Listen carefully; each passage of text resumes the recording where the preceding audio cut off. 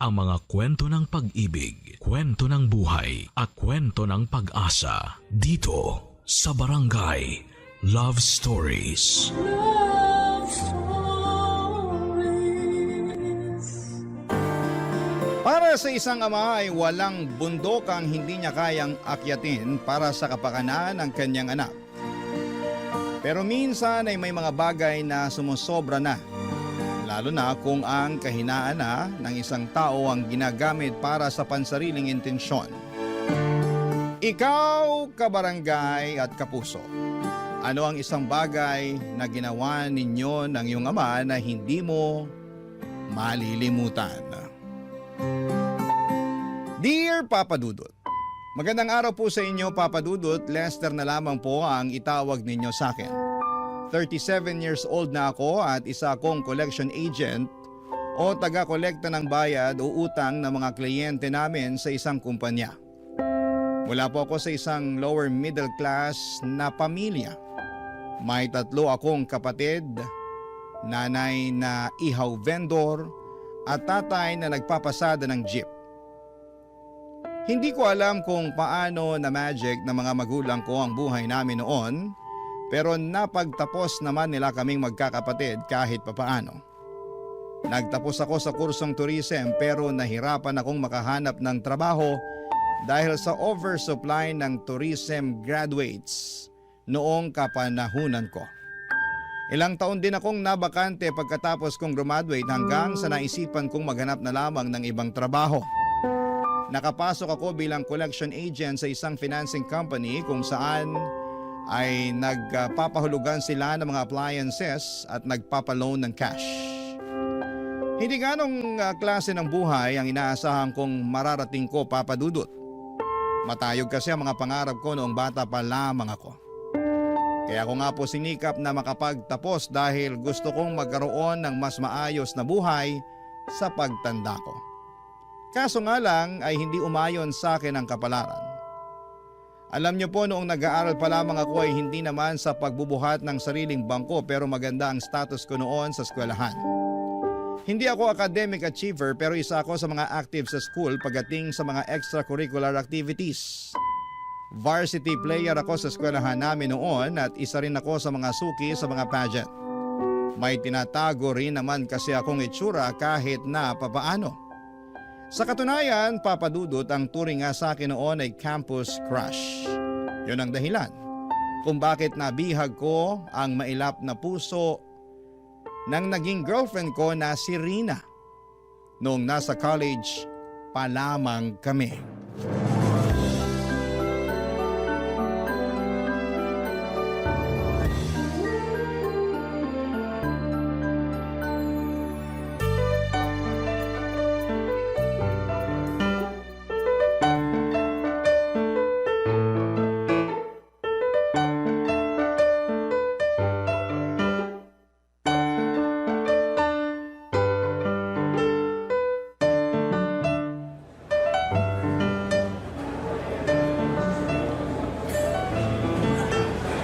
Lester, nandito ka lang pala.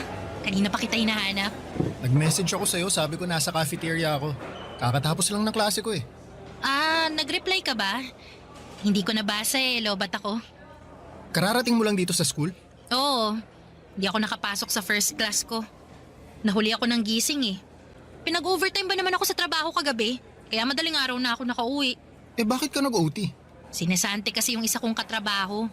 Understaffed tuloy kami. Ewan ko ba sa boss namin?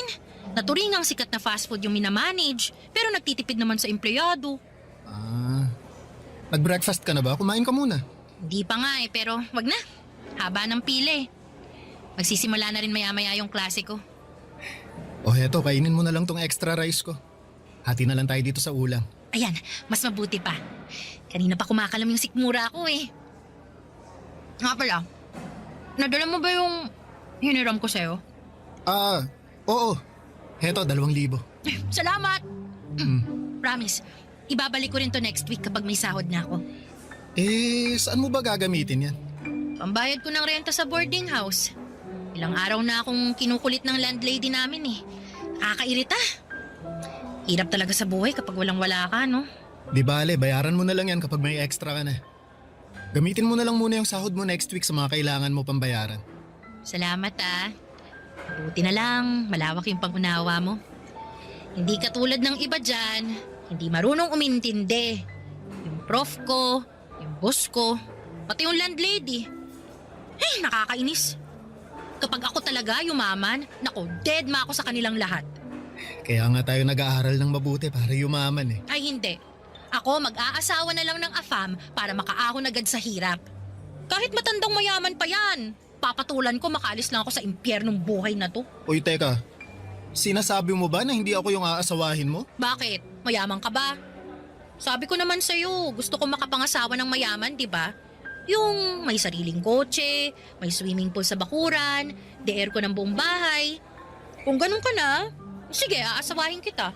Hayaan mo, magpapayaman ako para sa'yo. Yan! Ganyan dapat. Mag-effort ka para naman may rason kung bakit kita sinagot. Eh bakit mo nga pala ako sinagot? Hindi naman ako mayaman. Pogi ka eh. Okay na yun. At least may shota akong pogi. Ay, kakainin mo pa ba yung rice mo? Ako nauubos. Sige, sa'yo na to. Salamat! Akin na rin tong soft drinks mo ah. Aga-aga nagsusoft drinks ka. Sige lang, pakabusog ka. Alam kong pagod ka sa trabaho. Alam mo, nakaka-proud ka nga eh kasi nakakaya mong balansehin yung pag-aaral tsaka pagiging working student mo. Ano nakaka-proud dun? Yung lagi akong pagod? Kulang-kulang ang tulog? Laging napapagalitan ng prof kasi late? Alam nakaka-proud dun, no? Hindi, ang ibig kong sabihin, nakaka-proud ka na kahit nakakapagod yung ginagawa mo, nagpupursige ka pa rin. Wala akong choice. Ipinanganak akong mahirap eh. Kung iniluwan lang sana akong mayaman, magbubuhay doon niya talaga ako.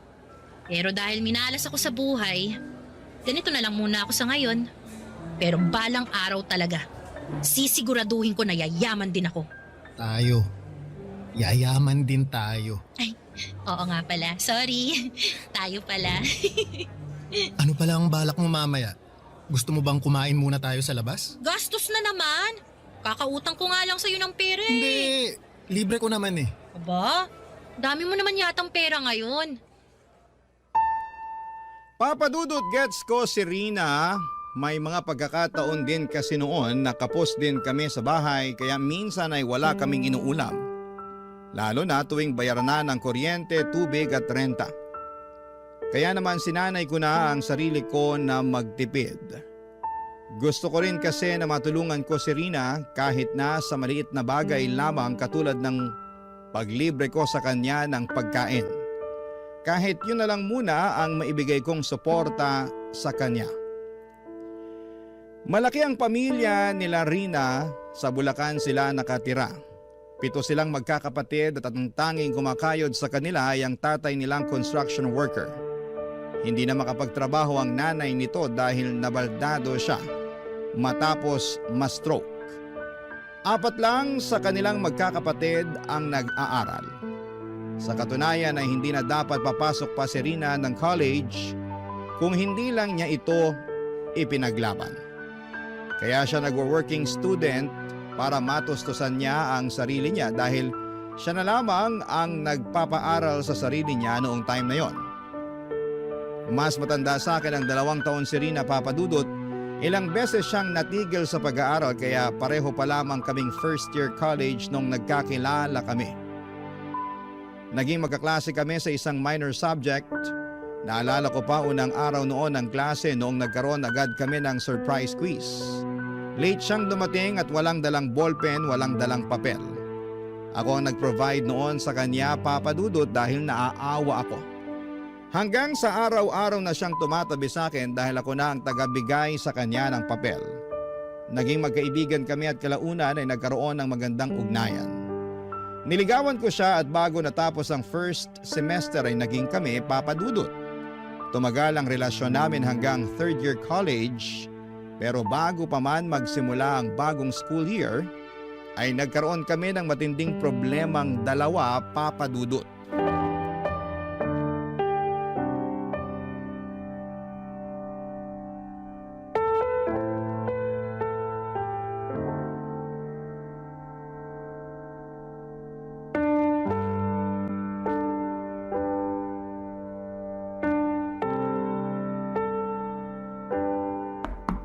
Rina?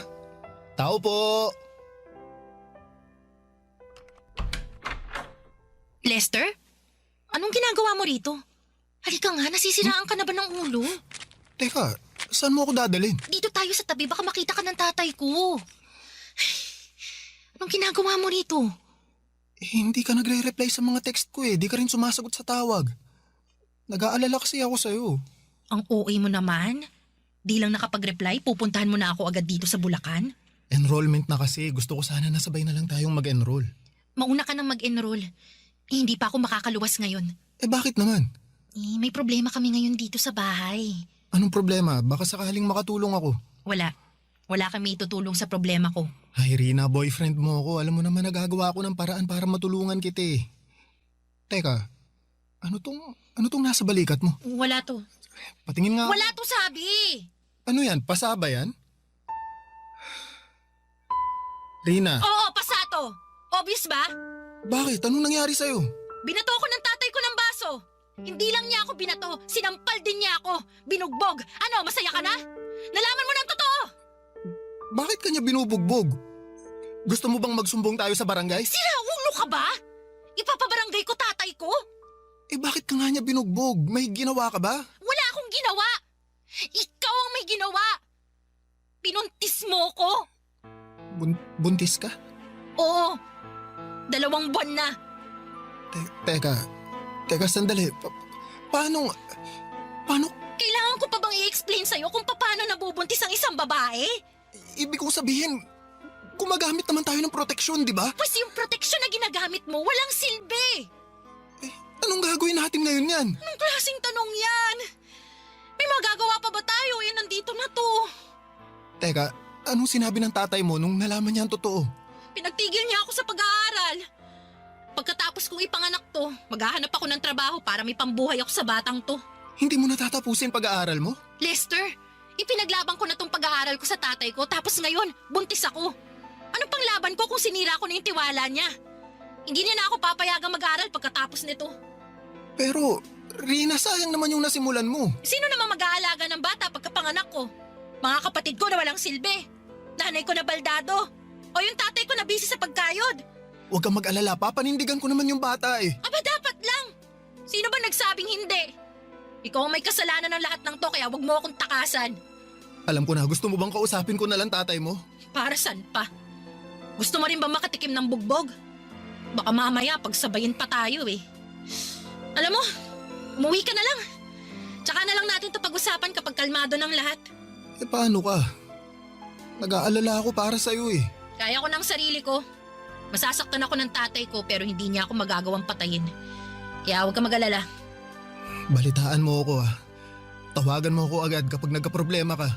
Problemahin mo muna kung paano mo sasabihin sa magulang mo na nabuntis mo yung syota mo. Tsaka natin pag-usapan ulit kung anong mangyayari. Sige, tatawagan kita mamaya pagka uwi ko. Rina, alagaan mo sarili mo ha.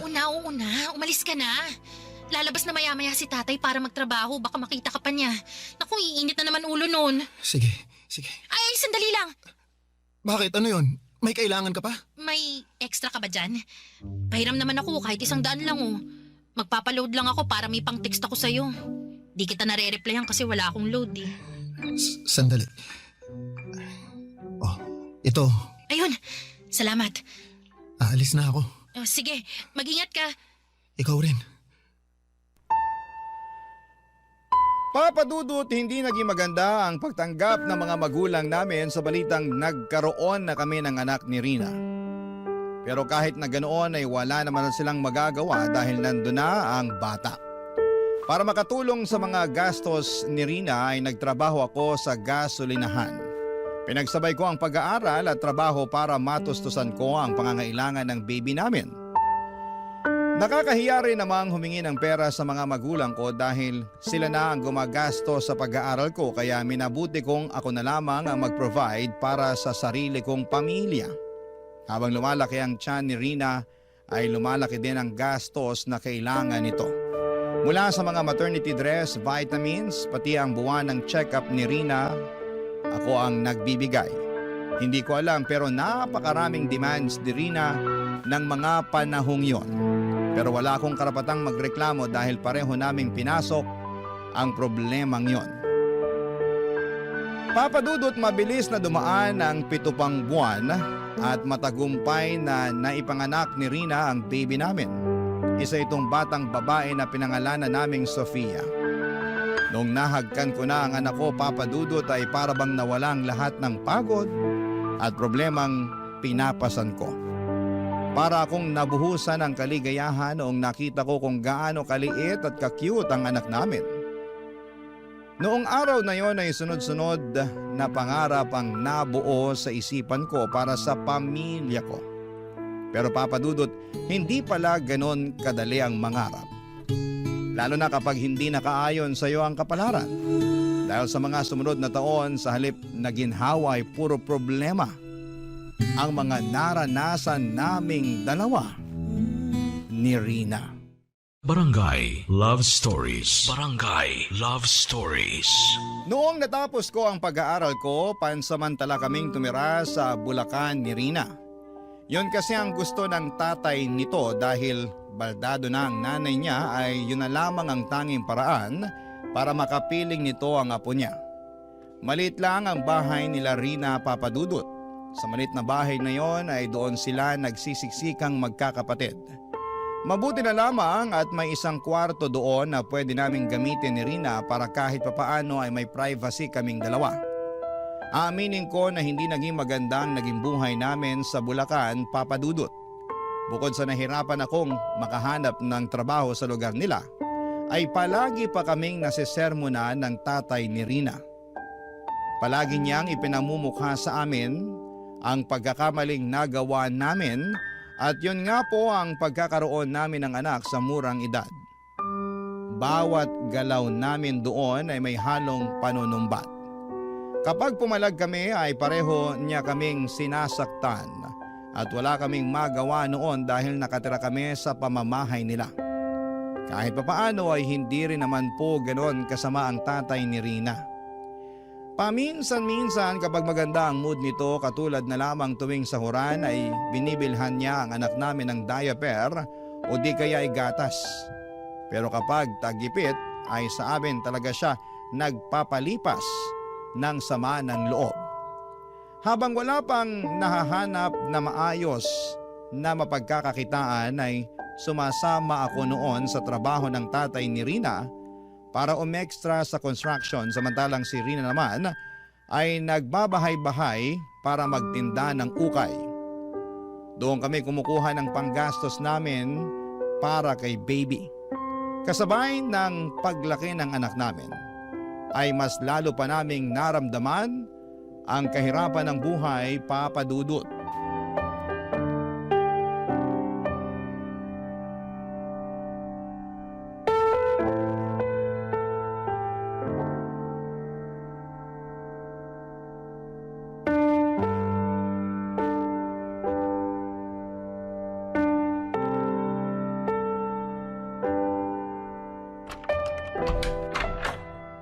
Oh, Lester, ang aga mo namang umuwi ngayon.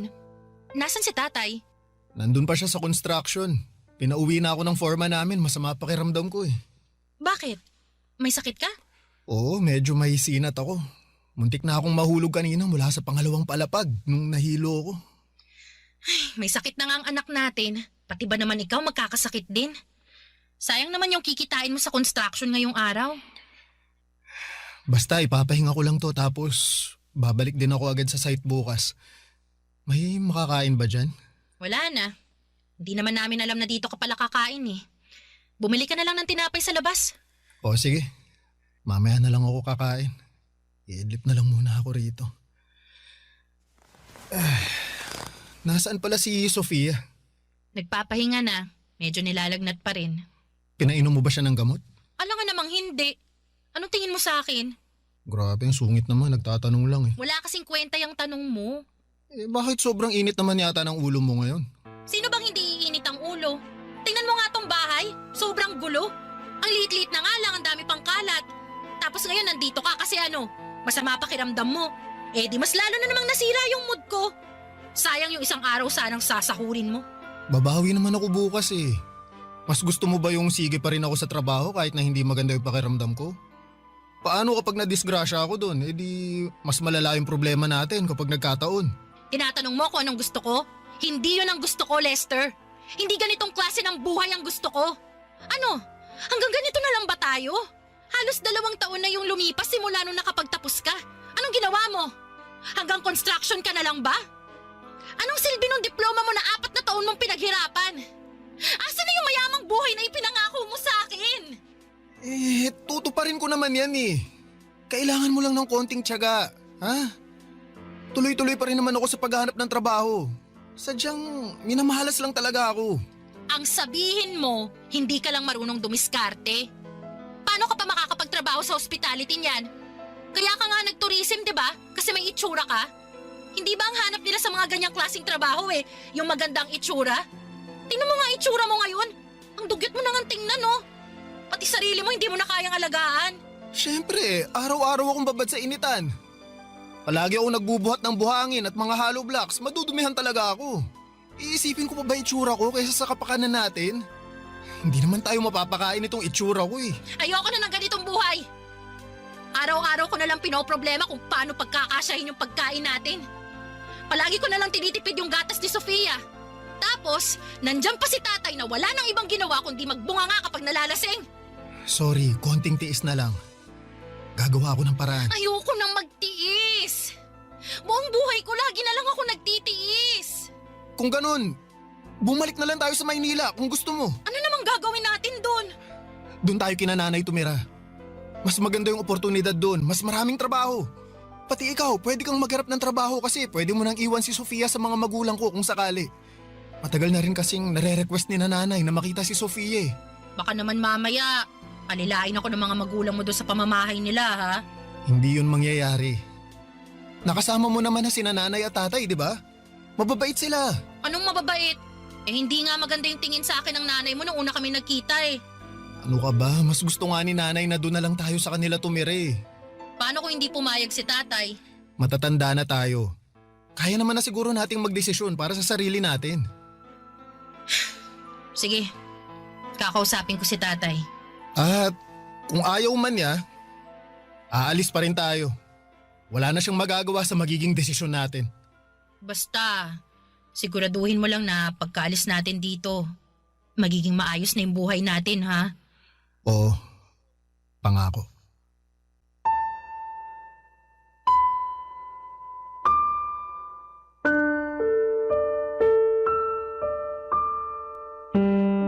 Katulad ng inaasahan ay hindi pumayag ang tatay ni Rina na umalis kami sa poder niya. Pero buo na noon ang desisyon namin kaya hindi rin niya kami napigilan. Papadudot pagkabalik namin sa Maynila ay masaya kaming tinanggap ng mga magulang ko ang mga pamilya kong binuo. Sa katunayan ay inispoil nga nila ang anak namin sa mga pagkain, mga damit at laruan. Kumpara sa estado nila Rina sa Bulacan ay mas maayos ng kaunti ang naging estado namin sa Maynila. Nakahinga rin si Rina dahil sa wakas ay mas maluwag na ng kaunti ang bahay na tinutuluyan niya. Hindi niya kailangang mamroblema sa pagkain dahil sinananay na ang nagpo-provide noon para sa amin. Malaki ang naging tulong ng mga magulang ko para makapagsimula ulit kami ni Rina. Nagkaroon siya ng chance na ipagpatuloy ang pag-aaral niya. Kumuha siya ng kursong cookery sa TESDA samantalang ako naman dahil hirap pa rin makahanap ng trabaho at that time ay napilitan akong mag-apply bilang collection agent sa isang lending company para lamang makapagtrabaho. Noong natapos ni Rina ang kurso niya sa TESDA ay nakapasok siya bilang pastry cook sa isang maliit na restaurant sa amin. 3 taon din kaming nagstay sa bahay ng mga magulang ko. Noong nagkaroon kami ng sapat na ipon ay saka kami bumukod. Naging maganda naman ang buhay namin ni Rina simula noong nag-live-in kami papadudot. Sa loob ng 2 taon ay nakayanan naman naming tumayo mula sa mga sarili naming paa. Noong mga panahong yon ay ipinagbubuntis ni Rina ang pangalawa naming anak. Maselan po ang naging pagbubuntis niya Kaya naman nang lumaki na ang bata sa sinapupunan niya ay nag-resign na lamang muna siya sa trabaho, Papa Dudut. Masasabi ko na noong time na yon ay maayos na ang buhay namin, hindi man mayaman katulad ng inaasahan, ay napupunan naman namin ang mga pang-araw-araw na pangangailangan namin. Hanggang sa isang araw ay panibagong problema na naman ang dumating sa pamilya namin.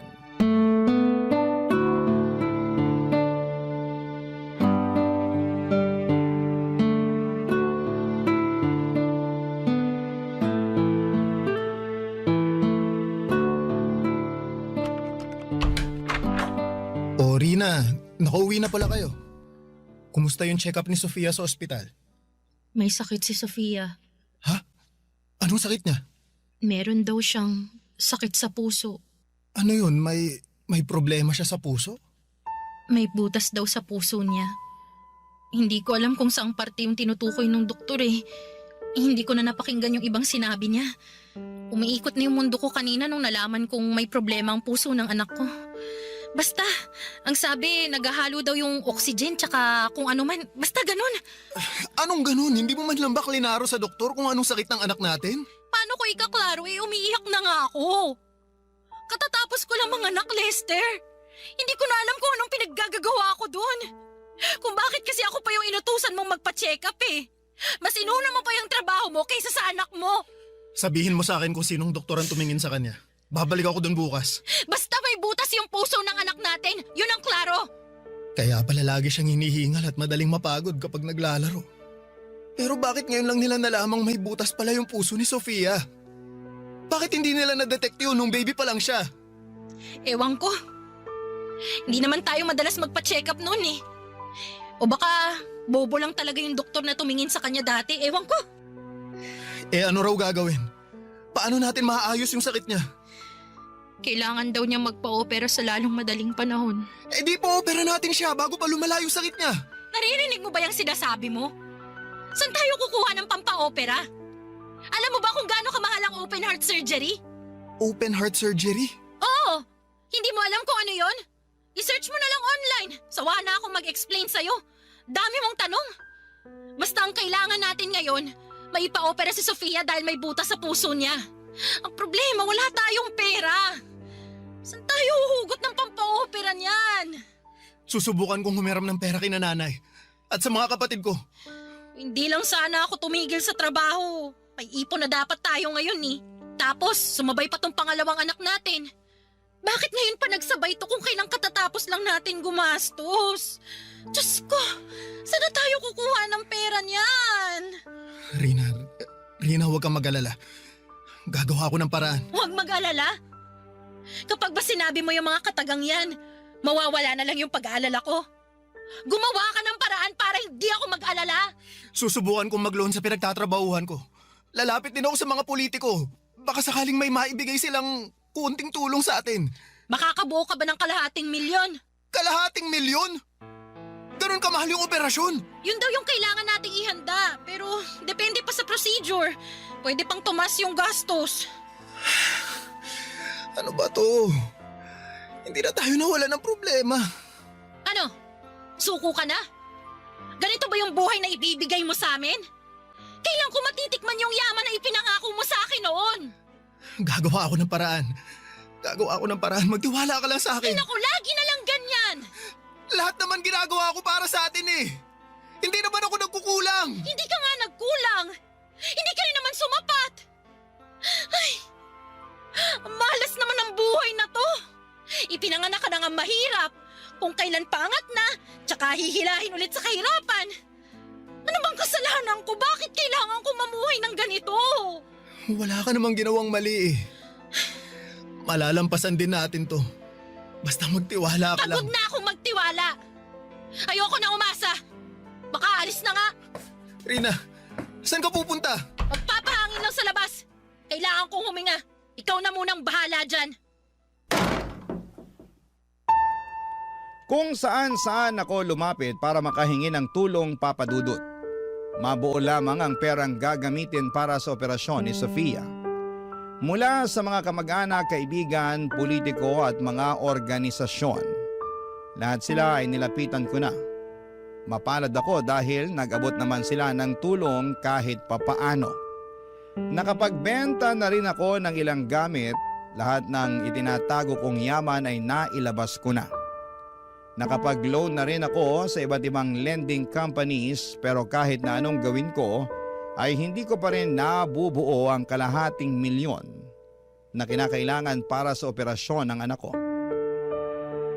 Halos mabaliw na ako noon sa kakaisip kung saan ako huhugot ng pera.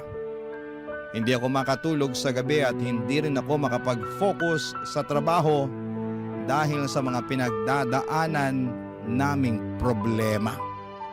Araw-araw akong pinipressure ni Rina sa puntong wala na akong maisagot sa mga katanungan niya. Kung pwede lang sanang isang lako ang kaluluwa ko ay gagawin ko yon, Papa Dudut, para lamang sa anak ko. Pumasok na nga rin sa isipan ko noon ang mang-hold up ng bangko. Pero naisip ko na kapag ginawa ko yon ay baka mas lalo lamang akong karmahin sa gagawin ko. Ayoko rin naman na manggagaling sa nakaw ang pagpapagamot ko sa anak ko. Nung wala nang mahintay pa si Rina, Papa Dudut, siya na mismo ang gumawa ng paraan para masolusyonan ang problema namin. Pero Papa Dudut, hindi ako makapaniwala sa naisip nitong remedyo para lamang mabuo ang perang kinakailangan namin noon para sa anak namin. Barangay Love Stories. Barangay Love Stories. Sa buong buhay namin ni Rina bilang magpartner ay lagi ako ang gumagawa ng paraan para ma-resolve ang mga dumarating na problema sa buhay namin. Nasanay ako na ako lagi ang humaharap at nagbibigay sa mga pangangailangan namin dahil alam ko sa sarili ko na yon ang trabaho ko. Ayoko kasing isipin ni Rina na wala akong kwentang ama sa mga anak namin. Pinangakuan ko siya ng magandang buhay kaya kahit na anong mangyari ay gagawin ko ang lahat para maibigay ang pangakong yon. Pero sa pagkakataong yon ay medyo sumobra na si Rina sa ginawa niya. Isang araw pagka-uwi ko galing sa trabaho ay nagulat ako nang pakitaan ako ni Rina ng 100,000 piso. Noong tanungin ko siya kung saan niya ito nakuha ay wala siyang binanggit tungkol sa pinanggalingan nito. Basta ang sinabi niya ay down payment lamang daw yon nang hiniram niyang pera mula sa isang tao. Nang oras ding yon ay inutusan niya akong magbihis. Ang sabi niya ay kailangan ko raw magsuot ng magandang damit dahil may nahanap siyang racket para sa akin. Wala siyang binanggit kung ano ito basta ang sabi niya ay kailangan ko raw puntahan ang isang address para makuha ko ng buo ang perang hiniram niya. Nakaramdam ako ng pag-asa noong sa wakas ay nalaman kong mabubuo na namin ang pampaopera para sa anak namin. Kaya kahit walang kasiguraduhan kung saan ako pupunta, ay agad akong nagbihis at nagpunta sa address na tinutukoy ni Rina. Sa isang sikat na condominium building ako dinala ng address na ibinigay ni Rina. Noong nagpakilala ako sa lobby ng naturang lugar ay agad nila akong pinapasok sa kwarto ng isang boy. Kabado man sa racket na nahanap ni Rina ay matapang kong hinarap ang taong tinutukoy niya, Papa Dudut.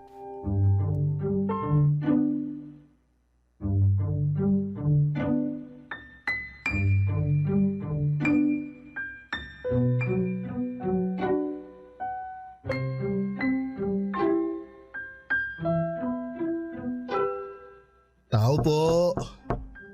Sandali lang.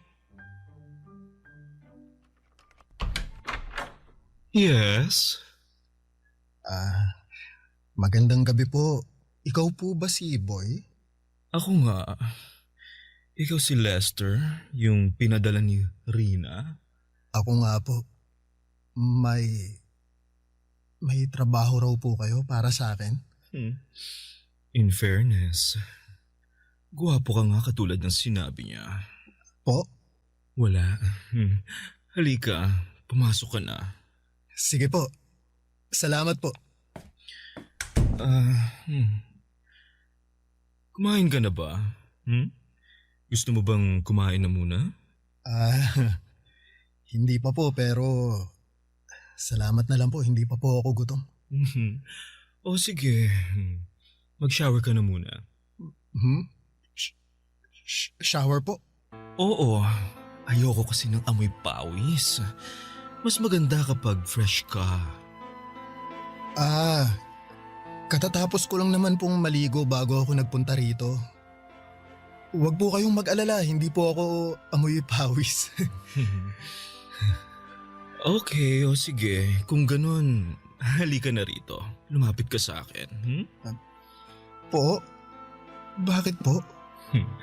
Sabi ng asawa mo, maganda raw yung pangangatawan mo eh. Gusto ko lang i-check.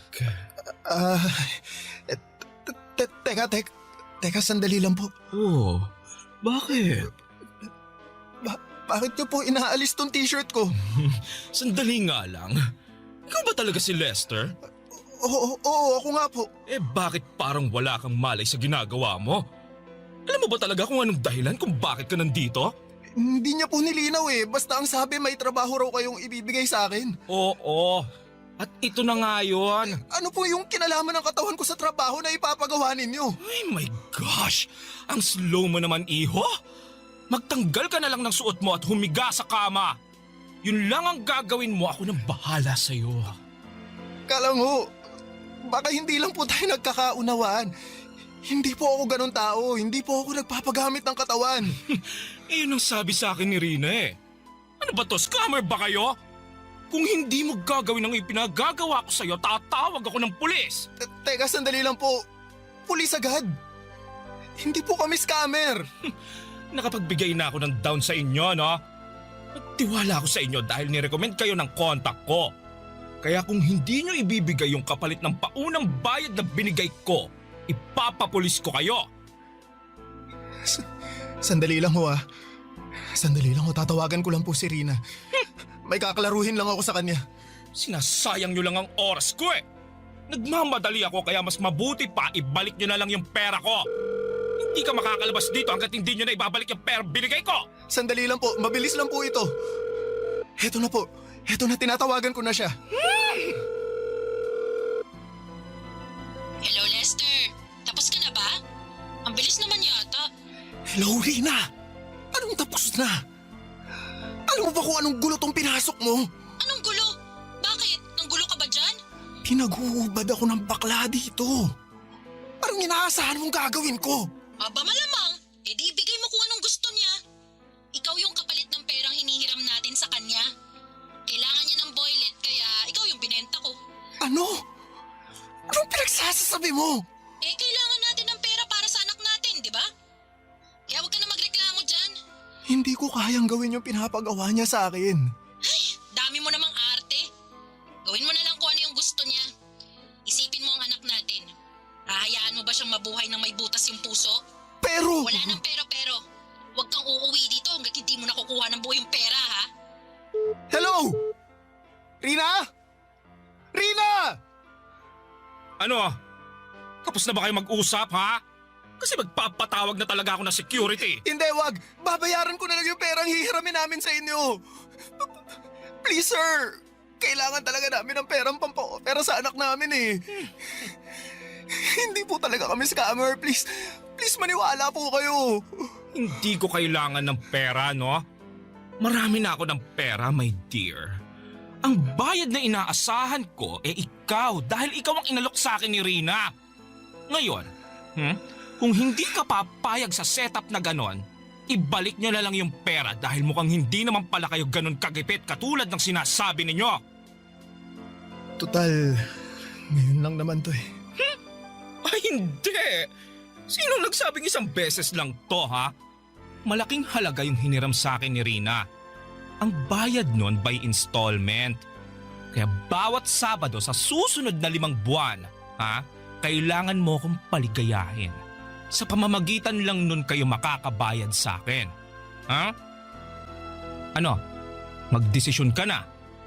Bibigyan kita ng chance na umatras. Hindi ako aatras. Gagawin ko to para sa anak ko. Yun naman pala eh. O sige, simulan mo nang mag-alis ng saplot. Matapos ng gabing yon, ay lumabas ako ng kondo na hiyang-hiya. Pakiramdam ko ay lahat ng taong nakatingin sa akin ay alam kung ano ang ginawa ko. Nandiri ako sa sarili ko, Papa Dudut. Kailanman ay never kong naisip na papasukin ko ang ganong klaseng kalakaran. Sari-saring emosyon ng naramdaman ko na mga oras na pauwi ako ng bahay, dala-dala ang pera na nakuha ko gamit ang sarili kong laman.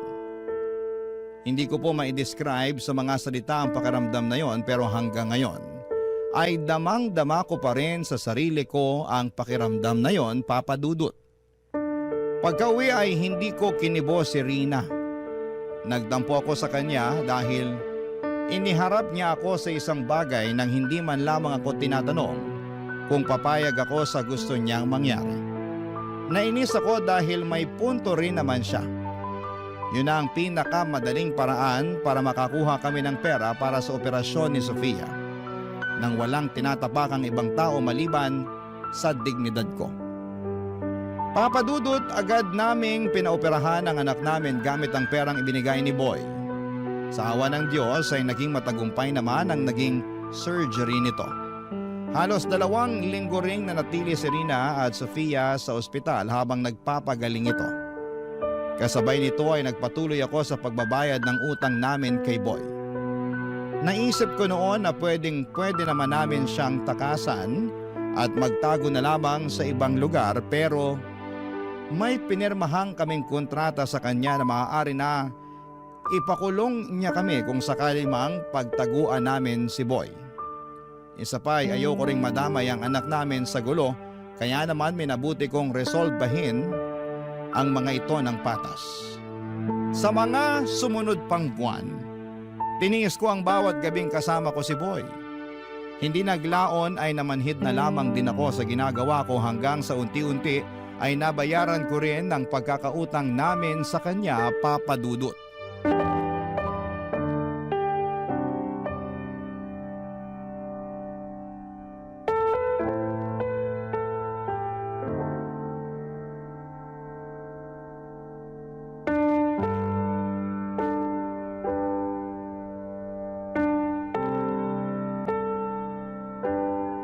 Salamat po. Salamat din sa tulong. Hindi man ganitong klase ng tulong yung inaasahan ko, salamat pa rin dahil kung hindi dahil sa inyo, hindi namin mapapa-operahan yung anak ko. Hindi mo kailangan magpasalamat. Nangangailangan ka eh. Nangangailangan din ako. Nagtulungan lang tayo. Kumusta na pala yung anak mo? Maayos na po siya. Kailangan lang ng ilang follow-up check-up para masigurong walang komplikasyon yung operasyon niya. Mabuti naman kung ganun. Alam mo, gawin na nating huli to. Po, ano pong ibig niyong sabihin? Huwag ka nang bumalik next week. Okay na yun. Bayad na kayo ni Rina. Talaga po. Salamat, sir. Pero sigurado po ba kayo na wala na kayong hahabulin pagkatapos nito? Baka mamaya. Wala ka pa rin bang tiwala sa akin hanggang ngayon? Ilang gabi na tayong nagsama. Huwag kang mag-alala, hindi kita hahabulin. Kung gusto mo, magpapagawa pa ako ng kasulatan para ma-clear na yung utang nyo. Tsaka hindi naman ako ganong klaseng tao, no? Alam kong masama ang tingin mo sa akin kasi ginamit ko yung kahinaan mo, pero wala eh. Kailangan ko ring lumigaya. Wala naman na magtatangkang pumatol sa akin. Bukod sa matandaan na ako, bakla pa ako. Sinong tao naman na magmamahal sa akin maliban sa pera ko, no? Alam mo, naiinggit nga ako kay Rina eh. Sa kabila ng ginawa niya sa'yo, nagagawa mo pa rin siyang mahalin. Nilapastangan na niya yung pagkatao mo at lahat-lahat pero nananatili pa rin kayong matatag. Ganong klaseng pag-ibig yung gusto kong maranasan balang araw eh. Kaso mukhang malabo nang mangyari. Hindi ko naman po ito ginagawa dahil kay Rina eh. Dahil ito sa anak ko. Kahit gawin ko ulit tong bagay na to, matulungan ko lang yung anak ko. Gagawin ko. Uliran ka palang ama eh. Mabait kang tao, Lester. Sobrang bait mo to the point na okay lang sa'yo kahit ginagamit ka na ng ibang tao. Sayang lang kasi napunta ka sa katulad ni Rina. Deserve mong mahalin din katulad ng pagmamahal na ginagawa mo sa mga taong nakapaligid sa'yo. Hindi naman sa sinisiraan ko si Rina ha, pero base lang sa nakikita ko, parang wala naman siyang pakialam sa'yo eh. Mahal po ako ni Rina. Nagawa lang din naman niya yun dahil sa anak namin eh. Hindi. Hindi ako naniniwala doon no. Alam mo ba, gabi-gabi, pagkatapos mong magpunta dito sa kondo ko, tinatawagan ako ni Rina. Talaga po? Bakit daw? Wala lang. Kinukumusta lang niya kung naging maayos ba yung performance mo. Kung may nagawa ka bang ikagagalit ko. Sabi ko sa kanya, wala. Sobrang galing mo nga eh. Actually, mamimiss kita pero may pamilya ka na eh. Kaya hindi kita pwedeng itali. Tsaka mas gusto ko sa single para walang sabit.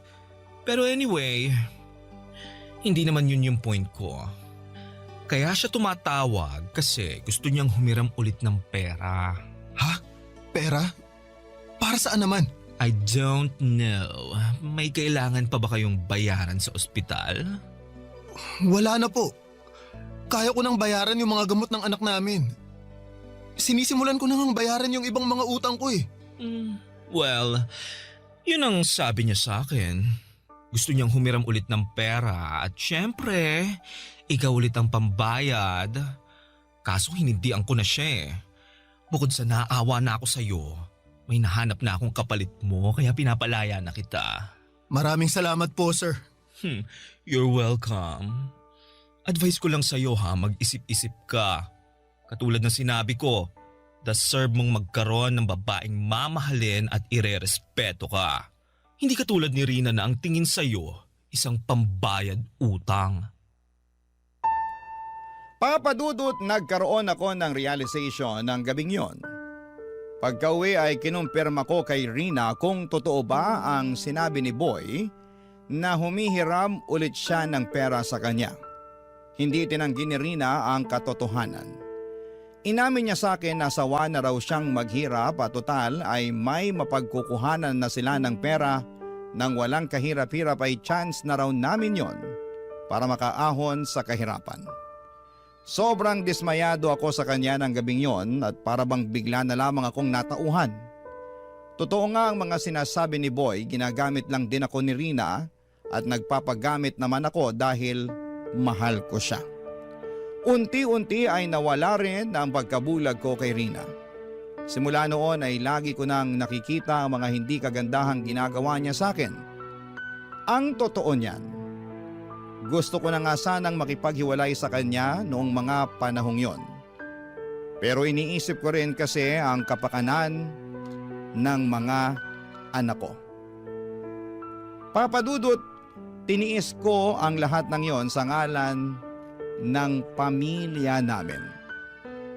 Para sa aming mga anak. Pero sa aming dalawa ay si Rina na po ang may ganang bumitaw. Naganap siya ng ibang tao na magagamit niya ulit. Nung nakakilala po siya ng AFAM ay dali-dali siyang sumama dito at walang pag-aalinlangan na iniwan niya kaming mag-ama. Ang totoo niyan, Papadudot, ay nakahinga ako noong iniwan kami ni Rina. Hindi man maganda para sa mga bata na nawalan ng ina sa murang edad. At least, magkakaroon ako ng chance na magsimula pong muli. Papadudot, ang mga pangyayaring ikinuwento ko sa inyo ay nangyari 8 years ago. Ngayon ay dalaga na si Sofia at 8 years old na rin ang pangalawa naming anak. 3 taon ang lumipas simula noong iniwan kami ni Rina ay nakahanap ako ng babaeng nagmahal sa akin ng buo at totoo. Nagpakasal kaming dalawa at siya na ang tumayong bagong ina nila Sofia. Ngayon ay may isa na kaming anak at masasabi kong masaya. At kontento na ako sa buhay namin sa ngayon kahit na hindi ko nakamit ang yaman na pinapangarap ko. Ito na po ang wakas ng aking kwento at masasabi ko na hindi man sa pinansyal na aspeto ay mayaman ako. sa pagmamahal. Ang inyong forever kapuso at kabarangay, Lester. Kwentuhan naman tayo dito sa comment section. Ang mga kwento ng pag-ibig, kwento ng buhay at kwento ng pag-asa dito sa Barangay Love Stories. Love Stories.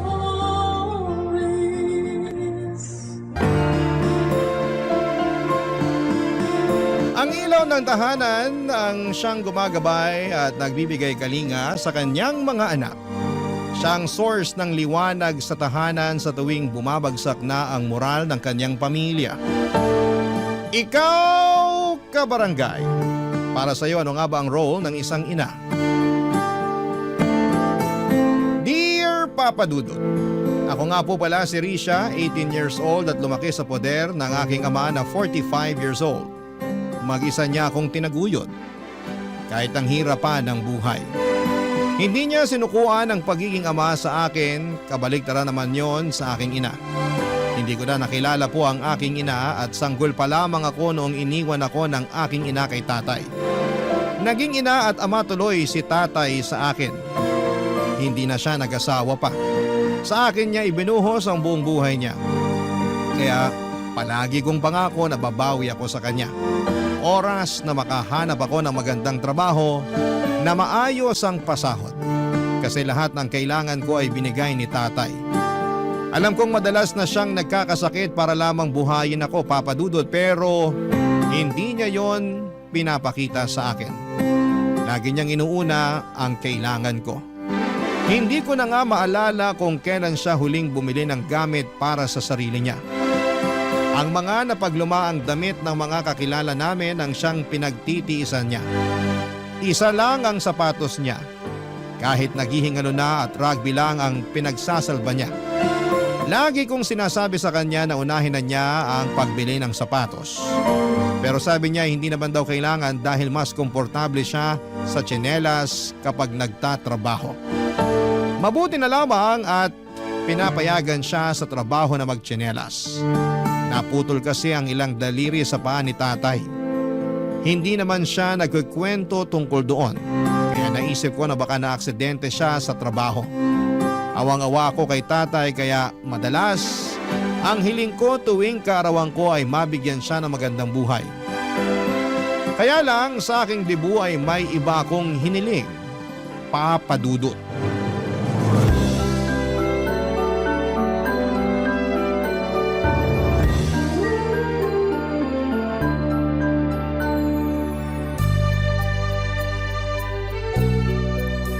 Happy birthday, anak! Salamat, Tay. Pasensya na kung 5 instant noodles at 3 nilagang itlog lang ang handa mo, ha? Na-delay kasi yung sahod ko. Ayos nga to eh. Alam nyo namang paborito ko ang instant noodles. Tapos tong tostadong pandesal na merong mantikilya. Perfect! Salamat, Tay. Walang anuman, anak. Basta para sa'yo. Babawi ako sa'yo sa susunod. Kapag nakuha ko na yung sahod ko, mamamasyal tayo. Pasok tayo sa mall. Tingin tayo ng mga damit mo ron. Naku, wag na po, Tay. Alam nyo namang hindi ako mahilig pumasyal sa mall. Saka baka mapagastos lang tayo ron. Pumirmi na lang tayo rito sa bahay. Manood tayo sa cellphone ko ng pelikula. Magpapadownload ako riyan sa internet shop sa kabilang kanto. Para sana may magandang mangyari sa birthday mo. Debut mo pa naman. Dapat espesyal. Hindi pa ba espesyal tong birthday ko ngayon? Ang sarap ng pagkakaluto nyo ng instant noodles. Hindi nyo tinipid sa mantikilya tong pandesal. Ano pa bang mahihiling ko? Salamat sa pag-unawa, anak. Hayaan mo, babawi ako. Ako ang susunod na babawi sa inyo, Tay. Ang dami nyo nang ginawa para sa akin. Ako naman dapat. Hindi naman kita inuobliga, anak. Kung ano lang ang kaya mo, yun lang ang iabot mo sa akin. Pero hayaan mo ko bilang tatay mo na ibigay sa iyo ang lahat ng kailangan mo habang wala ka pang asawa at anak. Parang ayoko nang mag-asawa eh. Kasi mahihirapan yung mapapang-asawa ko na abutin yung mga ginawa nyo para sa akin. Mag-asawa ka pa rin. Pagod na akong alagaan ka eh. Gusto na kitang ipamigay. Biro lang, anak. Ikaw na lang kaya ang ipamigay ko kay Aling Petra.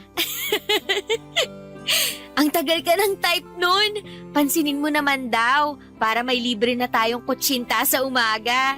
Nirareto mo na naman ako sa kanya. Tigilan na nga natin yung karereto sa iba. Ganito na lang. Ano bang hiling mo ngayong kaarawan mo? Bukod sa ligawan mo si Aling Petra, Seryoso na, anak. sana makilala ko na ang tunay kong nanay. Ay, napag-usapan na natin to. Bakit ba kasi ayaw mong ipakilala sa akin si nanay? Gusto ko lang namang mawala na yung mga tanong sa isip ko kung sino siya, kumusta siya, naaalala ba niya ako? O kahit kung paano lang niya ako kargahin nun. Yun lang naman, Tay. Huwag niyo na sanang ipagdamot yun sa akin. Birthday ko naman. Ay, basta iniwan ka na niya sa akin. Alam ko na yan, Tay. Bigyan niyo pa ako ng ibang detalye, please. Tsaka na tayo mag-usap ulit. Risha, Tay, please. kumain muna tayo. Kailangan ko ng pampalakas bago ako magkwento. Tahimik naming nilantakan ang instant noodles na niluto ni tatay. Hindi makatingin noon sa akin si tatay at parang iniisa-isa niya sa isipan ang mga alaala niya kay nanay. Nahalata kong nabalisa siya. Pero sana'y maintindihan niya na kailangan ko na ring malaman ang kwento tungkol sa aking nanay. Ang tagal ko rin yung hinahanap-hanap at wala akong may kwento sa school kapag may assignment ako tungkol sa aking nanay. Naging madamot kasi si tatay tungkol kay nanay. Gusto lang daw niya akong protektahan. Pero dalaga na ako at alam kong kaya ko nang harapin ang tungkol kay nanay. Pagkatapos namin kumain ay saka na kami nag-usap. Diretsahan na niyang sinabi ang lahat, Papa Dudut. Lorna ang pangalan ng nanay ko. 36 years old lamang siya at kay dad ko lamang siya nung pinanganak niya ako. Hindi pa siya handang maging ina noon kaya iniwan daw ako kay tatay.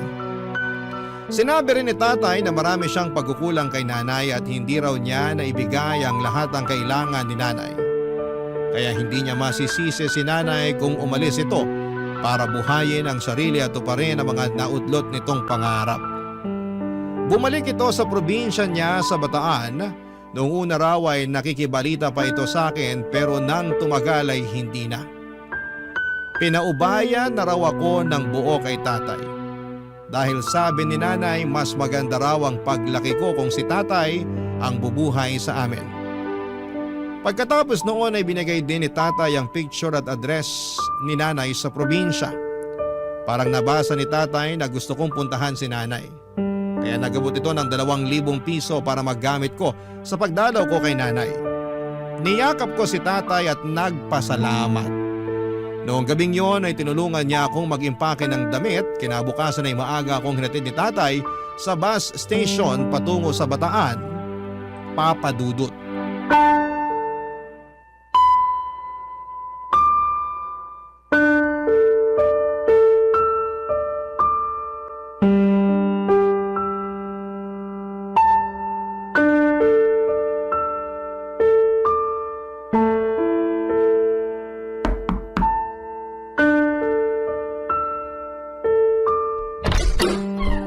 Magandang araw po.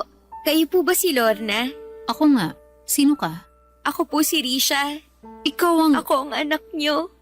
Paano mo? Birthday ko po kahapon. Ang tinatanong ko, paano mong nalaman kung sino ko? At paano mo nalaman ang bahay ko? Kay tatay po. Bakit hindi tumupad sa usapan ng magaling mong tatay? Po?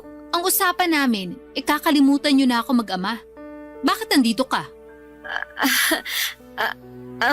Kasi gusto ko po kayong makilala. Alam mo naman pala ang pangalan ko. Pero bakit kailangan mo pampuntahan ako rito sa Bataan? Kasi gusto ko lang pong kumustahin kayo. Ayos naman ako. Bakit may dala kang maleta? Kasi po, bala ko po sanang kung pwede lang po. Huwag mong sabihin pinapatapon ka rito ng tatay mo. Hindi pwede. Anong ipambubuhay ko sa'yo? Hindi naman po ganun. Magbabakasyon lang po sana kasama niyo. Kahit magbabakasyon ka lang dito, hindi pa rin kita kayang asikasuhin. Kaya ko naman na po ang sarili ko. Dalaga na po ako. 18 na po ako kahapon lang. Akala ko 15 ka pa lang. Ay, binobola niyo naman po ako. Hindi kita binubola. Nakalimutan ko na kasi kung kailan kita pinanganak. Ang tagal na kasi nung huli kita nakita. Kaya nga po magandang pagkakataon to para makapag-bond tayong dalawa. Kilalanin po natin ang isa't isa. Bumawi tayo sa mga nawalang taon natin. Hindi ko naman kailangan bumawi sa'yo. Kasi tanggap ko naman binalato na kita sa tatay mo. Kahit po siguro para sa akin na lang. Regalo niyo na po sa birthday ko na makasama kayo. Tapos na birthday mo, di ba? Kahit ilang araw lang po ako rito. Maaasahan niyo naman ako sa gawaing bahay. Talaga? Opo, magaling ako magluto. Yan ang kailangan ko, marunong magluto.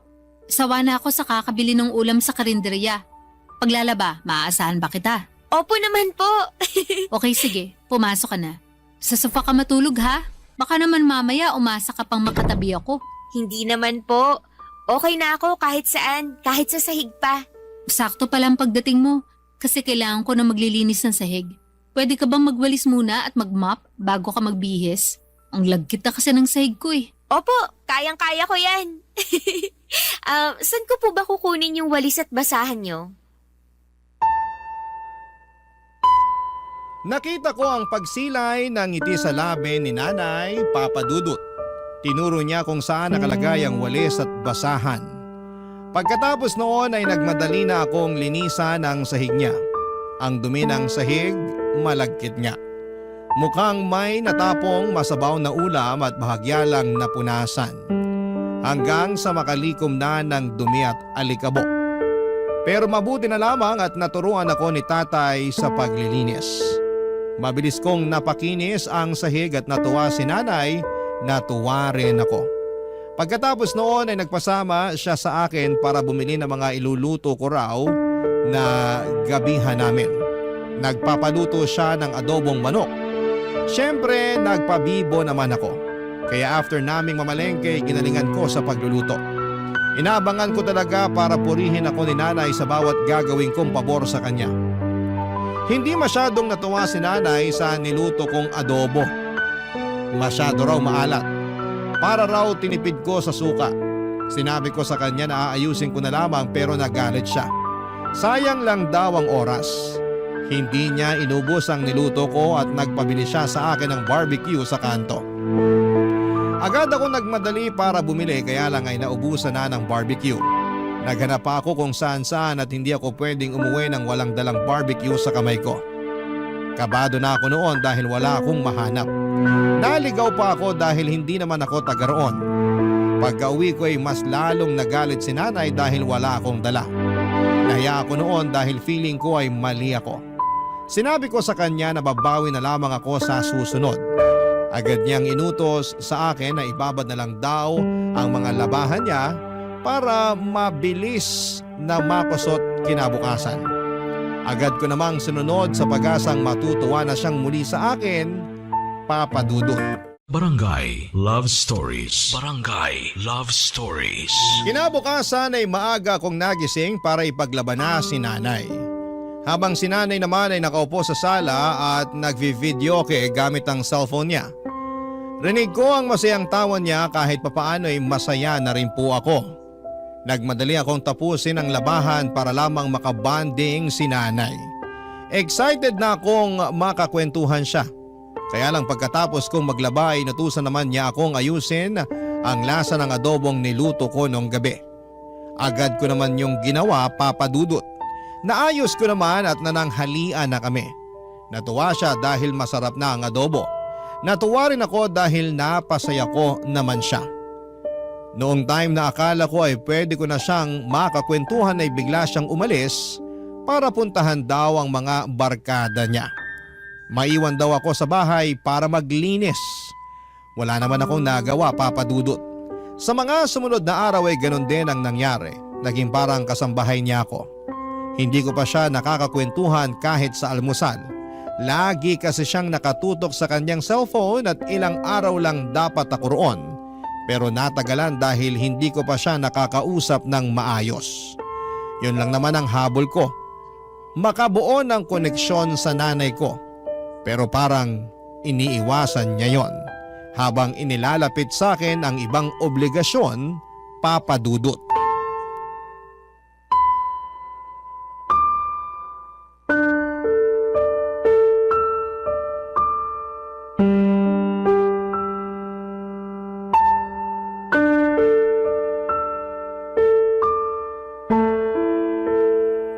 Ano ba namang buhay to? Ay nako, Nay, okay lang po kayo? malamang hindi. Nakita mo nagdadabog na nga ako rito. Meron bang masaya nagdadabog? Sorry po, nagtatanong lang naman ako. Ako ang magtatanong sa'yo. Anong balak mo? Balak po saan? Kailan ang alis mo rito? Baka naman maubos ang pera ko sa pagpapakain sa'yo. Gusto ko po muna kasi kayo makabanding sana. Banding? Magkakapera ba ako sa banding na yan? Yun lang naman po ang habol ko kaya ako pumunta rito. Pag nakabanding mo na ako, alis ka na.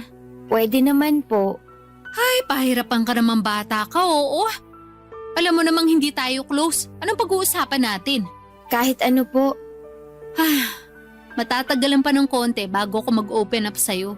Kaya mabuti pa, maghanap ka ng trabaho pansamantala para makapagbigay ka sa akin ng pang-ulam natin dito. Hindi naman pwedeng ako lang ang gagastos dito. Mas masiba kung kumain kesa sa akin. Pwede naman po. Saka meron po akong 1,500 na natira sa akin. Bigay po ni tatay. Ayun naman pala. Bakit hindi mo agad binigay sa akin yan nung kararating mo lang? Hindi ko naman po alam na kailangan nyo ng pera. Walang taong hindi kailangan ng pera, Risha. Sorry po. Namana mo sa tatay mo yung kaeng-engan na yan. Parehas na parehas kayo. Parang hindi ginagamit ang utak. Mag-ama nga kayo. Nahihiya lang po kasi ako makipag-usap sa inyo. Hiya? May magagawa ba yan? Wala naman, di ba? Yan ang sinasabi ko lagi sa tatay mo noon. Huwag puro hiya ang pairalin. Umutang siya sa mga kakilala niya para may malaki kaming pera. Pero anong ginawa niya? Masyadong pinairal ang pride. Ayun, nagpakapagod sa trabahong maliit naman ang sahod. Ano nangyari? E di wala. Kukunin ko lang po yung pera. Teka, bago mo kunin yun, may sasabihin ako sa'yo. Ano po yun? Seryoso ako sa sinabi ko na maghanap ka ng trabaho, ha? Kahit pansamantala lang, maraming karinderiya sa paligid. Pwede ka rin tumulong sa pagbebenta ng barbecue dyan sa kanto. Bahala ka, maghanap ka. Bibigyan kita ng 2 araw para makahanap ng trabaho. Pag wala kang nahanap, papauwi na kita sa tatay mo. Kayo na lang magbanding. Opo, gagawan ko ng paraan. Dapat lang, hindi naman pwedeng umasa ka lang sa akin. Hindi naman po. Tsaka yung tatay mo, kung hindi naman yan tangat kalahati, papapuntahin ka rito ng 1,500 lang ang baon mo. Nag-iisip ba siya? Alam niyang hihingi ako ng pera para ipangkain sa'yo. Hindi ba niya naisip yun? Wala pa po kasing sahod si tatay. Yung 2K na inabot niya sa akin, galing pa yun sa ipon niya para sa pangpaaral ko. 2K pa lang inabot sa'yo. Bakit sinasabi mong 1,500 lang? Ang bata mo pa pero marunong ka ng kumupit. Pinamasahe ko po yung 350, saka po pinambili ko ng bracelet niya yung 150. Anong bracelet? Regalo ko po sa inyo, yung iniwan ko sa tokador niyo sa kwarto, yung may puso po at angels. Ah, yun ba? Ano ba yun? Akala ko may nakaiwan, tinapon ko na. Nasaktan ako ng laitin ni nanay si tatay. Nasaktan din ako ng baliwalain niya ang bracelet na regalo ko sana para sa kanya. Pero hindi ko yon pinahalata at nagpaalam ako sa kanya para kunin na lamang ang 1,500 pesos. Pero bago ko yon gawin ay pumasok muna ako sa banyo para umiyak. Tahimik kong iniyak ang mga masasakit na salita ni nanay Papa Dudut. Naghilamos ako pagkatapos para hindi mahalata na namumula ang mga mata ko. Nagmadali na rin akong lumabas ng banyo para kunin naman ang 1,500 at iabot kay nanay. Mabilis niyang kinuha yon at umalis ng bahay. Mamamasyal lang daw siya. Ako na raw muna ang bahalang mag-ayos sa bahay. Sumunod naman ako at pagkalinis ko ng bahay ay lumabas ako. Sinunod ko ang bilin ni nanay na maghanap ng trabaho. 2 araw lang kasi ang palugit niya bago ako pauwiin kay tatay. Halos makaawa na ako sa kantin sa isang elementary school para magtrabaho roon pansamantala. Pinayagan naman nila ako pero sobrang baba ng sahod. Kinagat ko pa rin kesa naman sa wala. Nagsimula na ako magtrabaho roon kinabukasan. Arawan naman ang sahod kaya naiuwi ko kaagad kay nanay ang pinagpaguran ko. Pero hindi pa rin siya masaya, Papa Dudut. Lagi siyang nakasimangot tuwing inaabot ko ng buo ang 250 pesos na sahod ko kada araw. Nung unay nagdadabog lang siya pero noong tumagal ay hindi na niya nakayanan pa. Sinabi na niya sa akin ang sama ng loob niya sa liit ng sahod ko, Papa Dudut.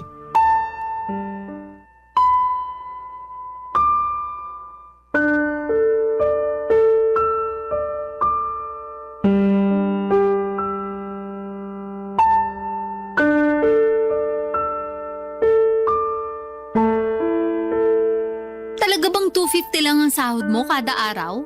Opo, Nay. Yan lang talaga. Kasi naawa lang naman sa akin yung nagbabantay sa kantin, kaya nagawa niya akong isingit sa trabaho. Kung naaawa siya sa'yo, edi sana man lang tinaasan niya ang pasahod sa'yo. Ano ba naman yun? Hayaan niyo po, susubukan kong maghanap ng ibang trabaho. Dapat lang. Kulang tong 250 sa ating dalawa. Alam ko naman po. Baka naman hindi totoong 250 lang ang sahod mo, ha? Ano pong ibig niyong sabihin? Baka kako kinukupitan mo lang ang sahod mo. Baka 400 talaga pero binabawasan mo para pangluho mo. Hindi po, Nay. Talaga? Susugod ako sa kantin para magkaalaman na. Ano, gusto mo? Opo, kahit pumunta pa kayo bukas. Hindi po ako nagsisinungaling. Mali po yun. Ay nako, mana ka talaga sa tatay mo. Puro na lang kabutihang asa lang inuuna. Alam ba niyang hindi na mabubuhay sa panahon ngayon ng puro kabutihan lang? Ang dami na masasamang tao na umaasenso. Dapat gumahin na kayo sa kanila. Ang hirap pong sikmurain yun. Kesa naman sikmurain tayo dahil sa gutom. Mamili ka. Babawi na lang po ako sa inyo sa susunod. Sa day off ko po, maghahanap ako sa bayan ng trabaho. Eh kailan ang day off mo? Sa Sabado hanggang Linggo po ng tanghali. Sa hapon po kasi kailangan na naming mag-ayos ng mga paninda sa kantin at… Hindi ka pwedeng pumunta sa bayan ng Sabado. Kailangan mo maglaba ng mga damit ko. Nasa labahan pa lang isusuot ko next week para sa outing namin ng mga kabarkada ko. Unahin mo yun, ha? Pero paano po yung paghahanap ko ng trabaho? Gawin mo pagkatapos mo maglaba. Kung alanganing oras ka na matatapos maglaba, agahan mo na lang gumising kinabukasan. Dapat madaling araw pa lang nasa bayan ka na para mag-check ng mapapasukan trabaho. Piliin mo yung stay-in, ha? Stay-in? Oo, para makabawas ng gastusin dito sa bahay. Pero paano po tayo makakapag-bonding, Nay? Ito naman, puro banding ang alam. Mabubuhay ba tayo ng puro banding lang? Akala ko po kasi magbabonding na tayo kapag nakahanap na ako ng trabaho. Sa liit ng sahod mo, aasa ka pa ng banding sa akin? Ayoko nga. Paano po kung wala akong mahanap na trabaho sa bayan? Pag-iisipan ko kung kaya ko pa matiis ng 250 na sahod mo. O baka pauwiin na rin kita sa tatay mo. Kailan po ako pwedeng bumalik dito? Ha? Bakit ka pa babalik? Para po maging close na tayo. Ngayon pa nga lang hirap na ako makisama sa'yo kasi nagiinit ang dugo ko sa mga kapalpakan mo eh. Babawi po ako sa inyo, Nay. Hindi na po ako papalpak sa susunod. Siguraduhin mo lang kasi tinapon ko na ang tatay mo sa kapalpakan niya noon. Huwag mong hintayin na ganun din ang gawin ko sa'yo ngayon.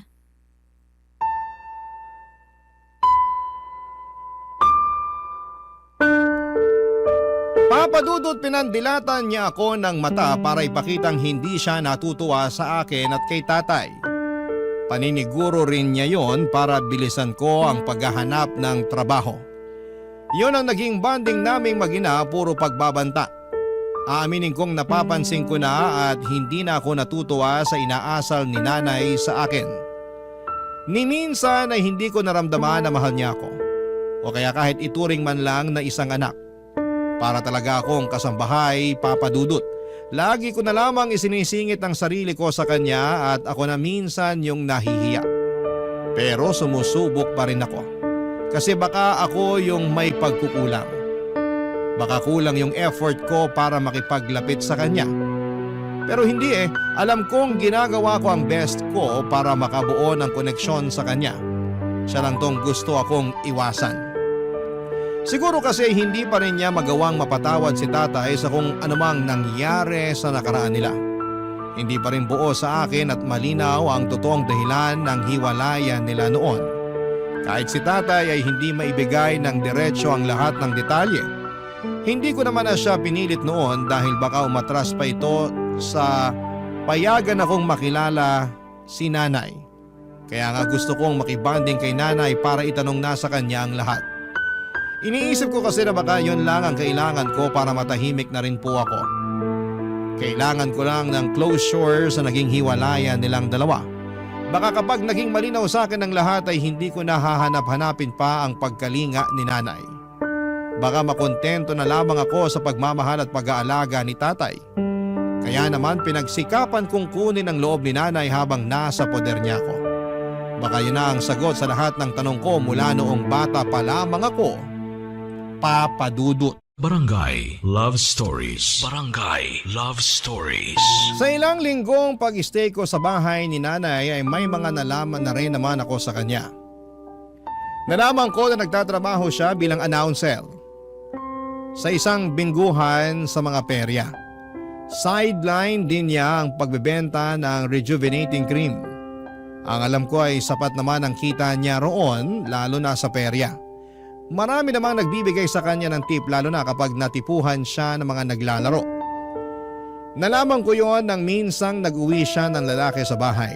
Nanalo ang lalaking yon sa bingo at malaki ang binalato kay nanay. Kaya good mood noon si nanay dahil malaki ang nahawakan nitong pera. Hindi niya pinagdiskitahan ang sahod ko. Ilang lalaki ang inuuwi niya noon sa bahay lalo kapag blackout bingo sa peryahan kung saan siya naka-assign. Inaasahan ko na yon palagi at minsan natatakot na rin ako at hindi makatulog ng maayos sa gabi. Lalo kapag iba ang tingin sa akin ng lalaking inuuwi niya. Hindi ko lang masabi dahil baka mabaliktad ako. Malaking adjustment ang ginawa ko sa pagpasok ko sa mundo ng nanay ko.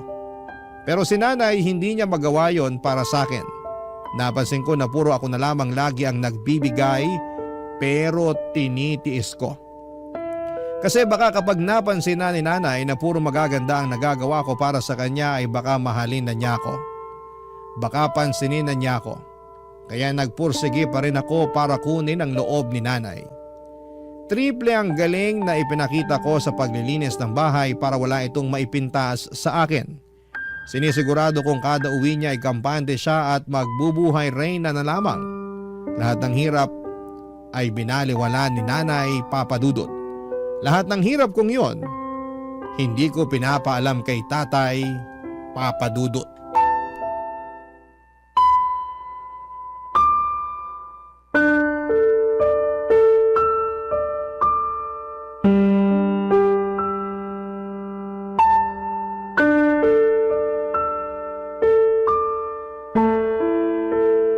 Tay, hello po! Hello, anak. Kanina pa ako tumatawag sa'yo ha. Nag-alala ako kasi hindi ka sumasagot. Pasensya na po, Tay. Nabisi lang kasi. Ang daming customer sa kantin. Kantin? Ay, hindi ko pa po pala nasabi sa inyo. Nagtatrabaho po ako sa kantin ngayon. Ha? Paano ang pag-uwi mo rito kung may trabaho ka na riyan? Pansamantala lang po ito, Tay. Para may maibigay ako kay nanay. Anak, pinilit ka bang magtrabaho ng nanay mo? Hala si tatay. Hindi po ha. Akala ko lang kasi. Ayaw nga ni nanay na magtrabaho ako eh.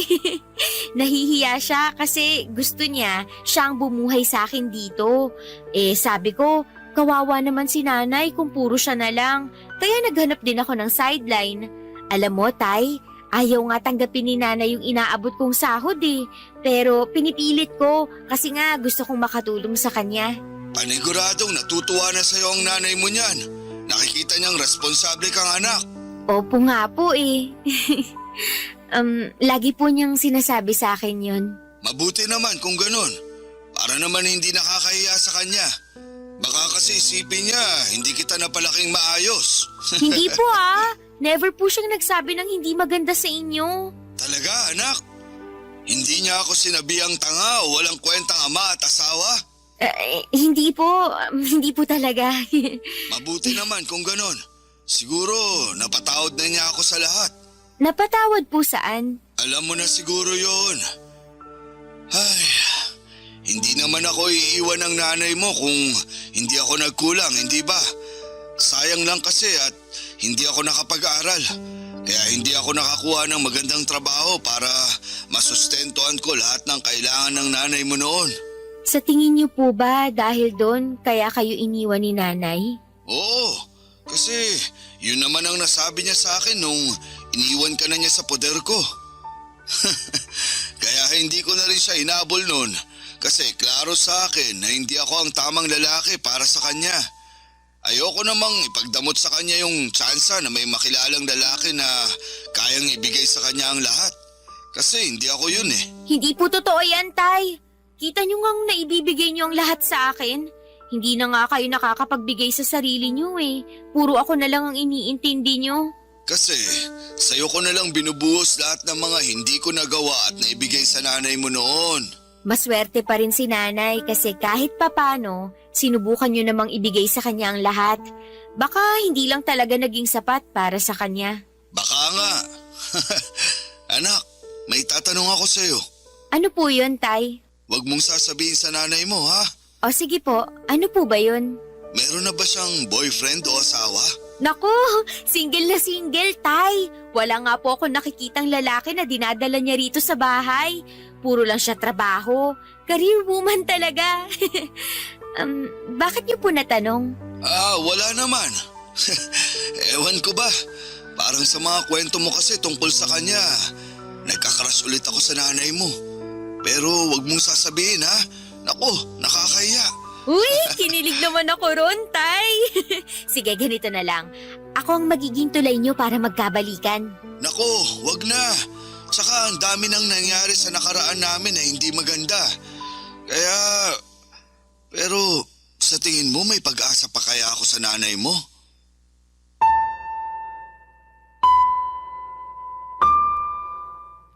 Hindi ko alam ang mararamdaman ko noon sa huling sinabi ni tatay.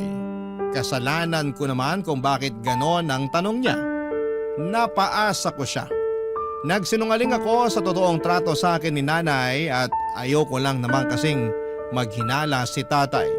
Kapag nalaman kasi niyang hindi maganda ang trato ni nanay sa akin, paniguradong papauwiin na niya ako. Baka yun pa ang maging dahilan para magtanim ng galit si tatay kay nanay. Ang gusto kong mangyari ay magkaayos na sila kahit na hindi na magkabalikan pa. Yun bang makapag-usap man lang para magkumustahan. Para malaya na akong nakakasama silang dalawa. Pero sa ugali ni nanay ay parang malabong mangyari yon. Ramdam ko ang galit niya kay tatay at hindi na yon nagbago kahit panay ang bida ko sa magagandang ginawa ni tatay sa akin. Inisip ko na baka kulang pa ang pagbebenta ko sa magagandang katangian ni tatay. Napangiti ako at nakaisip ng ideya. Paano nga kaya kung galingan ko pa sa pagbibida kay tatay at sa mga magagandang katangian nito? Na-imagine ko kapag lumambot na ang puso ni nanay, kapag bentang-benta na sa kanya ang mga magagandang ugali ni tatay ay pwede kaya silang magkabalikang dalawa. Kasi nung puro ako papuri sa ugali ni nanay kay tatay, bigla naging masigla si tatay sa pagtatanong tungkol kay nanay.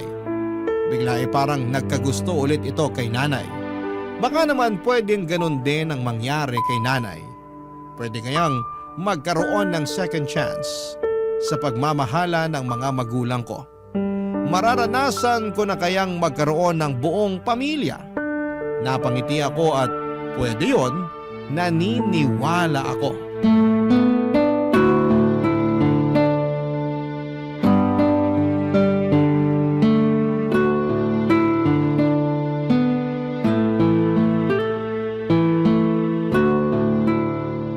Risha, Nay? marunong ka naman mag-pedicure, di ba? Opo, Nay. Lumapit ka rito. I-pedicure mo pa ako. Hindi ako makayuko ng maayos eh. Sumasakit na naman ang likod ko. Sige po. Kumusta ang tatay mo? Ay, si tatay po. Ayun, sobrang gwapo pa rin. Ha? Kinukumusta ko ang kalagayan ng tatay mo, hindi ang itsura niya. Kailan pa naging gwapo ang tatay mo? Kung hindi naman po gwapo si tatay para sa inyo, bakit niyo ako nabuo? Gusto mo malaman? Opo, gusto kong malaman yung naging love story niyo. Hindi nga love story ang nangyari sa amin, no? Horror. Po? Yung kaibigan naman niya ang gusto ko eh. Kaso hindi ako pinapansin. Kaya nagpainom ako. Inimbitahan ko silang dalawa ng tatay mo para pumahig lang yung kaibigan niya na sumama. Sinubukan kong lasingin yung kaibigan ng tatay mo pero hindi umipik. Kaming dalawa ng tatay mo ang nalasing at yun na. Nabuntis na po kayo nun? Oo. Yan ba ang love story na inaasahan mo? Akala ko kasi magkarelasyon na kayo nung nabuo niyo ako. Yak! Bakit ko naman papatulan ng tatay mo? Nakita mo naman ang itsura niya, di ba? Tapos hindi pa nakapag-aral. Pangit pa ng trabaho. Bakit ako magtitiis dun? Pasalamat siya wala akong ibang mapuntahan kaya nagtiis ako makisama sa kanya hanggang mailabas kita. Pero wala eh. Ayoko talaga. Nakakasuka makisama sa kanya. Alam po ba to ni tatay? Una pa lang naman alam niya na hindi ko siya gusto. Siya tong patay na patay sa akin. Ilang beses ko nang sinabi sa kanya na ang trip ko ay yung kaibigan niya. Pero mapilit siya. Feeling ko nga'y sinadya niyang lasingin ako para madali niya. Kaya hindi ko pa rin siya mapatawad sa pagkakabuntis siya sa akin eh. Tsaka kung alam mo lang na, aray Risha! Lintik kang bata ka! Balak mo bang putulin ang mga daliri ko sa paa? Tulad ng ginawa ko sa tatay mo ha? Kayo po ang pumutol sa mga daliri sa paa ni tatay? Bakit? Hindi ba nagkukwento yung tatay mo sa mga nangyari noon ha? Kapagod! Ako pa ang inasahan niya magkwento sa nakaraan namin? Aray! Sinasadya mo na yatang paduguin ng daliri ko eh. Ano bang problema mo? Aray, Nay! Hindi niyo naman po kailangang manipa. Buisit ka eh. Parang gusto mong patayin lahat ng kuko ko sa paa eh. Tumabi ka nga dyan. Lalakad ako.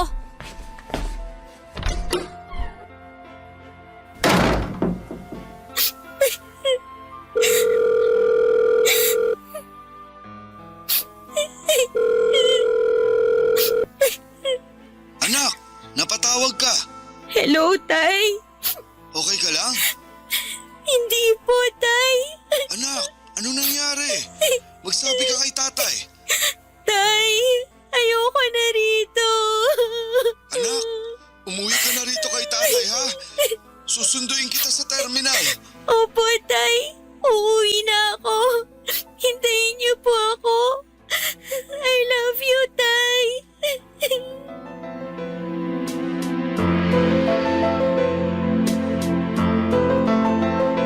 Halos malunod ako sa iyak at sama ng loob. Hindi ako makapaniwala sa mga nalaman ko na ibinunyag ni nanay. Yun ang huling tsansang ibinigay ko kay nanay at hindi ko na kaya. Hindi ko maintindihan kung bakit ganon kasama ang turing niya sa akin. Pero naiintindihan ko na ang lahat. Pati ang nakaraan nilang dalawa ni tatay at kung bakit hindi sila nagkatuluyang dalawa. Doon ako nagkaroon ng closure. Mabilis kong kinuha lahat ng mga gamit ko at umalis ng bahay ni nanay. Hindi na ako nagpaalam pa sa kanya. Nagmadali ako nagpunta sa terminal at mabuti na lamang at meron pa akong natirang 400 pesos para pamasahe pa uwi kay tatay. At makalipas ang ilang oras, nadatnang ko na si tatay na nag-aabang sa akin sa terminal. Nagmadali akong pinuntahan siya at niyakap. Hindi na ako aalis pa sa piling ni tatay at hindi ko na pipiliin na hanapin ang mga sagot sa mga katanungan sa aking nakaraan. Si nanay na mismo ang nagbigay ng madilim na kasagutan sa lahat ng yon. Tinanggap ko yon para mas madali na siyang talikuran. Oo at nanay ko siya. Pero hindi siya naging ina sa akin. At mula noon ay tuluyan ko nang sinarado ang libro ko sa kanya. Tapos na ang role niya sa buhay ko. Salamat na lamang sa kanya dahil nagkaroon ako ng chance na maging ama si tatay na naging ama at ina ko.